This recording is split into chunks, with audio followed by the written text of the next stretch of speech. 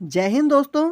मैं आशा करता हूँ आप सभी लोग अच्छे होंगे और अपने परीक्षा की तैयारी अच्छे से कर रहे होंगे। आपको पता है कि झारखंड जो पुलिस की वैकेंसी आई है उसमें सबसे पहले आपका जो फिजिकल होता है वो होगा, इसीलिए आप लोग फिजिकल पे ज़्यादा ध्यान देते हो और जाकर एग्ज़ाम पर कम कर देते हो। तो मैं आपको बता दूँ, इसमें सिलेक्शन केवल फिजिकल के दम पे तो होता नहीं है, तो आप फिजिकल के साथ साथ उतना ही इम्पोर्टेंस आप एग्ज़ाम को भी दें, तभी आपका सिलेक्शन हो पाएगा। क्योंकि ऐसा ना हो कहीं कि आप फिजिकल में इम्पोर्टेंस दे दिए, फिजिकल से तो आपका हो गया लेकिन एग्ज़ाम की वजह से आपका रह गया, तो आखिरी में अगर नहीं होता है तो फिर आई होप आप समझते होंगे कि पेन भी ज़्यादा होता है।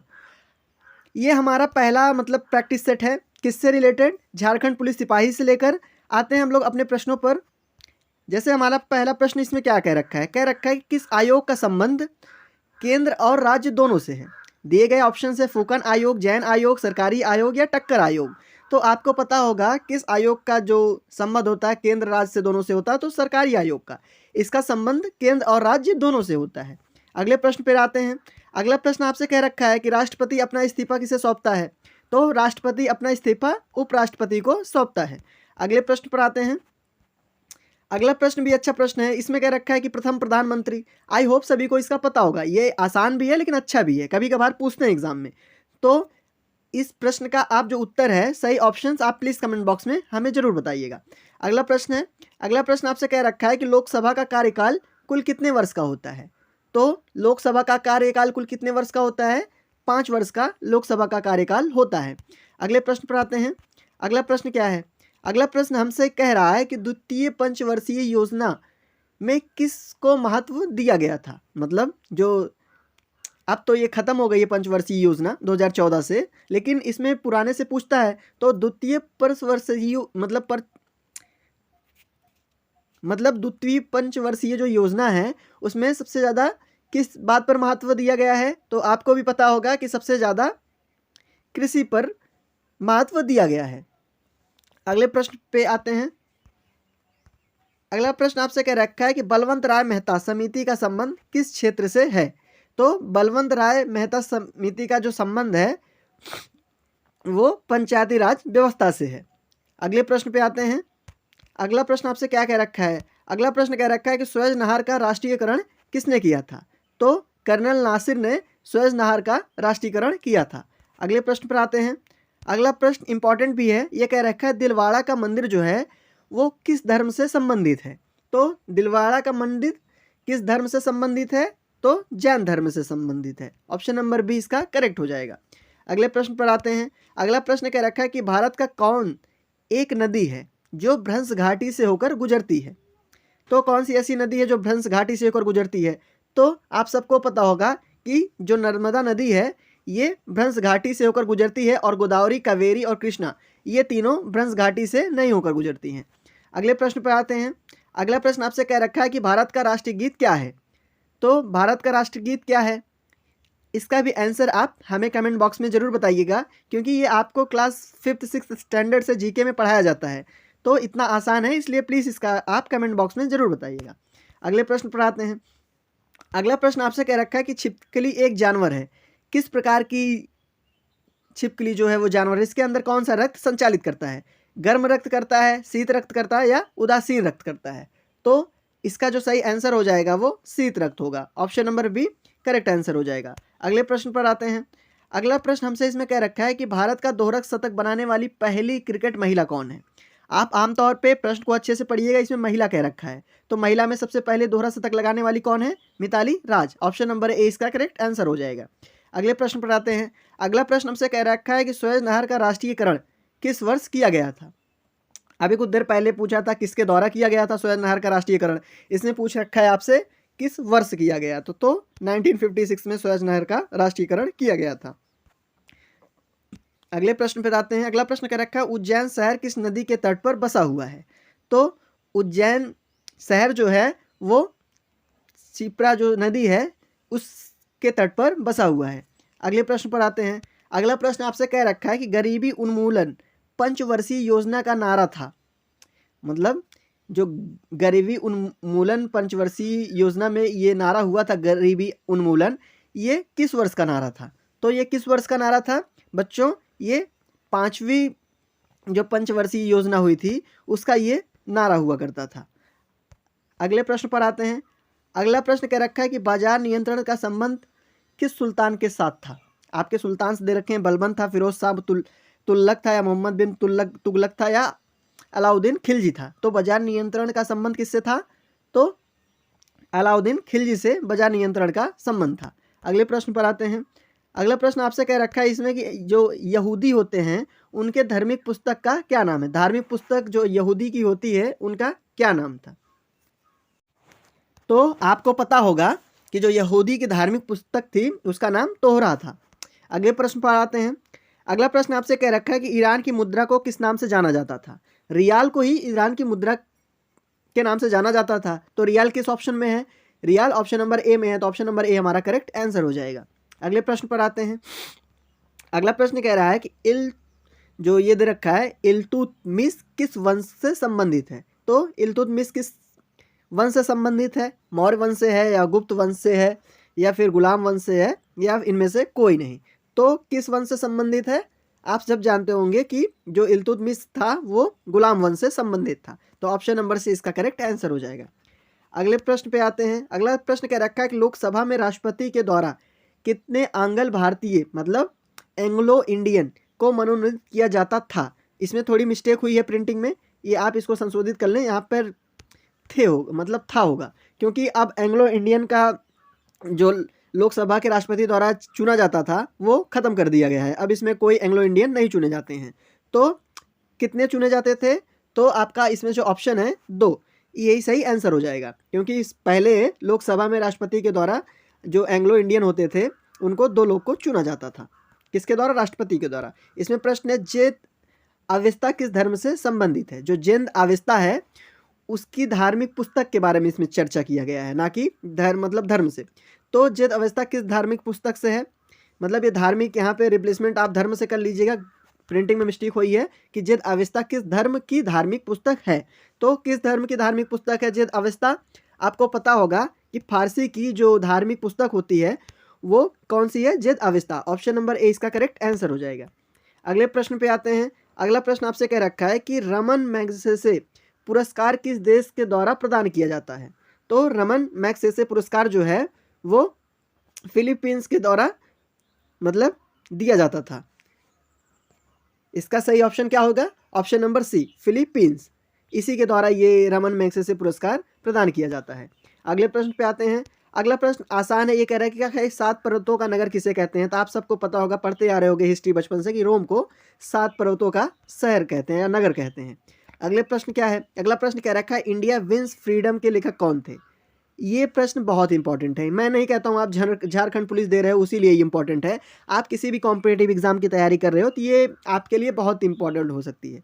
तो अबुल कलाम आज़ाद के द्वारा ये पुस्तक इंडिया विंग्स फ्रीडम लिखी गई थी। अगले प्रश्न पे आते हैं। अगला प्रश्न आपसे कह रखा है कि खजुराहो का मंदिर किस राज्य में स्थित है? तो खजुराहो का मंदिर जो है वो मध्य प्रदेश में स्थित है। Option number C correct answer हो जाएगा। अगले प्रश्न पर आते हैं। अगला प्रश्न आपसे क्या कह रखा है कि भारत सेवक समाज की स्थापना किसने की? तो भारत सेवक समाज की स्थापना किसने की? गोपाल कृष्ण खोखले ने भारत समाज सेवा की स्थापना की। ऑप्शन नंबर डी हमारा जो इसका करेक्ट आंसर हो जाएगा। अगले प्रश्न पर आते हैं। अगला प्रश्न हमसे क्या कह रखा है? ये कह रखा है कि इलेक्ट्रॉनिक नगर के नाम से हम किसे जानते हैं? अहमदाबाद को जानते हैं, मुंबई को जानते हैं, दिल्ली को जानते हैं, बेंगलोर को जानते हैं। इलेक्ट्रॉनिक नगर के नाम से हम लोग बेंगलोर को जानते हैं। तो ऑप्शन नंबर डी हमारा करेक्ट आंसर हो जाएगा। अगले प्रश्न पे आते हैं। अगला प्रश्न कह रखा है कि आगरी मंदिर, जो आगरी मंदिर है वो किस धर्म का पूजा स्थल है? तो आगरी मंदिर जो है वो किस धर्म का पूजा स्थल है? आप सबको पता होगा कि वो पारसी धर्म का पूजा स्थल है। अगले प्रश्न पर आते हैं। अगला प्रश्न आपसे कह रखा है कि पानीपत का तीसरा युद्ध किसको विजय मिली? मतलब जो पानीपत का तीसरा युद्ध हुआ था वो उसमें किसको विजय मिली थी? आपको पता होगा जो पानीपत का युद्ध था वो मराठा और अहमद शाह अब्दाली के बीच हुई थी। तो इसमें विजेता कौन हुआ था? अहमद शाह अब्दाली। मतलब ऑप्शन नंबर बी इसका करेक्ट आंसर होगा। इसमें विजेता पूछ रखा है तो विजेता कौन होगा? Option number B. अगले प्रश्न पर आते हैं। अगला प्रश्न हमसे कह रखा है कि अमरनाथ गुफा भारत के किस राज्य में स्थित है? तो अमरनाथ गुफा भारत के किस राज्य में स्थित है? आपको पता हो शायद कि ये जम्मू कश्मीर में स्थित है। सॉरी, यहाँ राज्य की जगह केंद्र शासित प्रदेश होना चाहिए। आप इसको काट के सही कर लेंगे। यहाँ पे क्या होगा, केंद्र शासित प्रदेश, क्योंकि अब जम्मू कश्मीर 2019 से इसको राज्य की श्रेणी से हटा दिया गया है। तो ऑप्शन नंबर इसका क्या सही होगा, डी। अगले प्रश्न पर आते हैं। अगला प्रश्न कह रहा है विश्व सुंदरी बनने वाली प्रथम महिला कौन थी, भारतीय प्रथम महिला कौन थी। तो सबसे पहले कौन विश्व सुंदरी भारतीय महिला बनी थी, तो रीता फारिया। अगले प्रश्न पर आते हैं। अगला प्रश्न कह रखा है कि साधारण नमक का रासायनिक नाम क्या है। आप पढ़े होंगे केमिस्ट्री में क्लास 11th में कि NaCl को हम लोग रासायनिक नाम से जानते हैं। नमक का रासायनिक नाम NaCl होता है, जिसका मतलब पढ़ने पे क्या होता है, sodium chloride. Option number A हमारा करेक्ट आंसर हो जाएगा। आई होप आपको वीडियो अच्छी लग रही हो। अगले प्रश्न पर आते हैं। अगला प्रश्न है कि ये पूछ रखा है कि प्रथम पंचवर्षीय जो योजना थी उसमें किस पर बल दिया गया था। तो प्रथम पंचवर्षीय योजना में आप जानते होंगे कि कृषि को बल दिया गया था। इसका सही ऑप्शन क्या हो जाएगा, ऑप्शन नंबर बी, मतलब कृषि को बल दिया गया था। अगले प्रश्न पर आते हैं। अगला प्रश्न क्या कह रखा है, कह रखा है द्वितीय पंचवर्षीय योजना में किसको प्राथमिकता दी गई थी। इसमें किसका पूछा है, द्वितीय, तो दूसरे में किसको दी गई थी। इसका सही ऑप्शन होगा औद्योगिकरण पर, मतलब जो बाजार है, मतलब जो सामानों का औद्योगिकरण होता है, प्रोडक्शन होता है, उस पर द्वितीय पंचवर्षीय योजना में बल दिया गया था। तो ऑप्शन नंबर डी इसका करेक्ट आंसर होगा। अगले प्रश्न पर आते हैं। अगला प्रश्न आपसे इसमें दे रखा है कि सर्वप्रथम किस विदेशी को भारत रत्न से सम्मानित किया गया था। इंपॉर्टेंट क्वेश्चन है, आप इसको भी नोट रखिएगा कि खान अब्दुल गाफर को सबसे पहले विदेशी थे जिसको भारत रत्न से सम्मानित किया गया था। अगले प्रश्न पर आते हैं। अगला प्रश्न कह रखा है ईसाइयों का सबसे प्रमुख धार्मिक ग्रंथ कौन सा है। इसमें किसका पूछा है, ईसाई का पूछा है। तो ईसाई का धार्मिक ग्रंथ कौन सा है, आप सबको इससे अवगत होंगे पूर्ण रूप से। इस प्रश्न का आंसर जानते भी होंगे पहले कि बाइबल से ईसाई धर्म का ताल्लुकात है। अगला प्रश्न क्या है, अगला प्रश्न कह रखा है कि जो बोल्शेविक क्रांति हुई थी, बोल्शेविक, वो किस जगह पे हुई थी। फ्रांस में हुई थी, इंग्लैंड में हुई थी, रूस में हुई थी, या फिर जर्मनी में हुई थी। तो कहाँ पे बोल्शेविक क्रांति हुई थी, तो ये रूस की क्रांति है। आप सबको शायद इसका भी आंसर पता हो। अगले प्रश्न पर आते हैं। अगला प्रश्न आपसे कह रखा है इंग्लैंड के मैग्ना कार्टा पर किस शासक ने हस्ताक्षर किया था। तो इंग्लैंड के मैग्ना कार्टा पर इसमें से किस शासक ने हस्ताक्षर किया था। जॉर्ज प्रथम ने किया था, जॉर्ज पंचम ने किया था, चार्ल्स प्रथम ने, या जॉन द्वितीय ने किया था। तो किसने किया था, तो आपको पता होगा कि जो इंग्लैंड का मैग्ना कार्टा था उस पर जॉन द्वितीय ने हस्ताक्षर किया था। अगले प्रश्न पर आते हैं। अगला प्रश्न क्या रखा है, पृथ्वी से अधिकतम दूरी पर कौन सा मंडल है। तो आपको पता होगा कि जो बाहरी मंडल है ये सबसे ज़्यादा, मतलब सबसे बाहरी आवरण है पृथ्वी का। तो सबसे ज़्यादा अधिकतम दूरी कौन रखता होगा, बाहरी मंडल। ऑप्शन नंबर सी इसका करेक्ट आंसर है। और सबसे कम अगर पूछे तो क्षोभ मंडल ये सबसे कम रखता है। अगले प्रश्न पर आते हैं। अगला प्रश्न आपसे इसमें क्या रखा है कि प्रथम पंचवर्षीय योजना का कार्यकाल क्या था। जो पंचवर्षीय योजना प्रथम वाली आई थी, सबसे पहली वाली, उसका कार्यकाल आपसे इसमें पूछ रखा है। तो कौन सा था, आप पाएंगे कि 1951 से 1956 के बीच पहली पंचवर्षीय योजना का कार्यकाल माना जाता है। अगला प्रश्न क्या रखा है, कुनैन किसको प्राप्त किया था। मतलब कुनैन जो है ये किससे प्राप्त किया जाता है। कुनैन, इसमें ध्यान से प्रश्न को पढ़िएगा कि कुनैन ये किससे प्राप्त किया जाता है। तो कुनैन सिनकोना के छाल से प्राप्त किया जाता है। ऑप्शन नंबर सी इसका करेक्ट आंसर हो जाएगा। अगले प्रश्न पर आते हैं। अगला प्रश्न आपसे कह रखा है कि ब्लैक पैगोडा का मंदिर किस राज्य में स्थित है। ब्लैक पैगोडा पूछा है इसमें।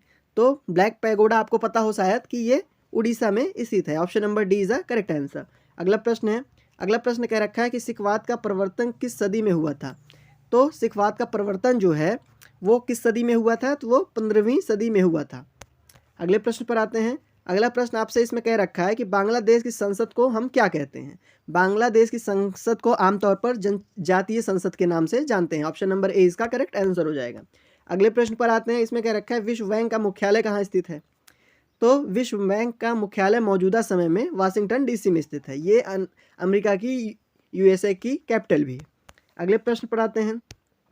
अगला प्रश्न क्या रखा है, लाल फूल को हरे शीशे में देखने, मतलब कोई लाल पुष्प है उसको हरे शीशे में देखोगे तो रेड और ब्लैक, मतलब रेड और ब्लू ग्रीन का आप जब मिक्सअप करोगे तो वो हमेशा क्या दिखाएगा, काला दिखाएगा। मतलब option number A is the correct answer.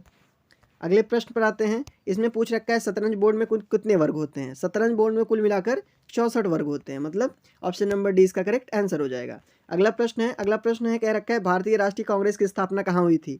तो जो पहली भारतीय राष्ट्रीय कांग्रेस की मतलब निर्मित हुआ था उसकी स्थापना नासिक में हुई थी, जो मुंबई के आसपास में है। अगले प्रश्न पे आते हैं। अगला प्रश्न आपसे कह रखा है कि केनान शब्द किस खेल से संबंधित है। तो केनान जो होता है वो स्नूकर से संबंधित है। आई होप आपको सभी प्रश्नों के आंसर में से कुछ प्रश्नों के आंसर आपको पहले से ही पता हो। अगर पता हो तो प्लीज़ अपने आप को कॉन्फिडेंट जरूर दीजिएगा, क्योंकि आपको कुछ नॉलेज तो है। जैसे कुछ बच्चे होते हैं तो वो जब एग्ज़ाम हॉल में जाते हैं तो उनके पास कोई नॉलेज नहीं होती, फिर भी वो अटैम्प्ट देते हैं। इसलिए हौसला बढ़ा के आप एग्ज़ाम हॉल में बैठिएगा और अपना पेपर अच्छे से करिएगा। Thank you.